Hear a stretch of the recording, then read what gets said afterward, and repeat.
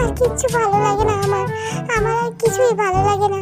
কারোর কাছেই আমি কিছু শেয়ার করতে পারি না। কি হয়েছে তোর? আমাকে তো খুলে বল। সেই কখন থেকে তুই কেঁদেই যাচ্ছিস, আমাকে না বললে আমি বুঝবো কি করে? বল খুলে, কি হয়েছে তোর? বন্ধু, আমার অফিসে কিছু ঝামেলা হলে আমি যদি আমার কোনো কলিগের সাথে শেয়ার করি, সে কিন্তু আমাকে কোনো সমাধান দেয় না। সে যেটা আমাকে বলে আমি যদি সেটা করি, আমি উল্টা বসের কাছে বেশি করে ঝাড়ি খাই।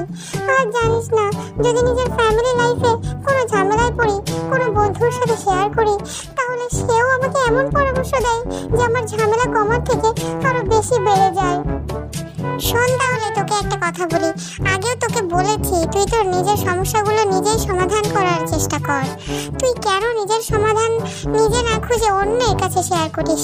তাছাড়া অন্য কেউ আমাদেরকে সমাধান না দিলেও তারা কিন্তু আমাদেরকে বিপদে ফেলার জন্য প্রস্তুত থাকে। তুই একদম ঠিক বলেছিস বন্ধু। আমি আমার জীবন দিয়ে সেটা প্রমাণ করে দিচ্ছি। আমি পদে পদে মানুষের কাছ থেকে বিব্রতকর পরিস্থিতির শিকার হচ্ছি। আর আমি যাদের সাথে শেয়ার করেছি তারা আমাকে আর পরবর্তীতে মূল্যায়ন করে না। তাদের সামনে আমি ছোট হয়ে গেছি। আসলে নিজের পার্সোনাল কথা কাউকে বলতে হয় না।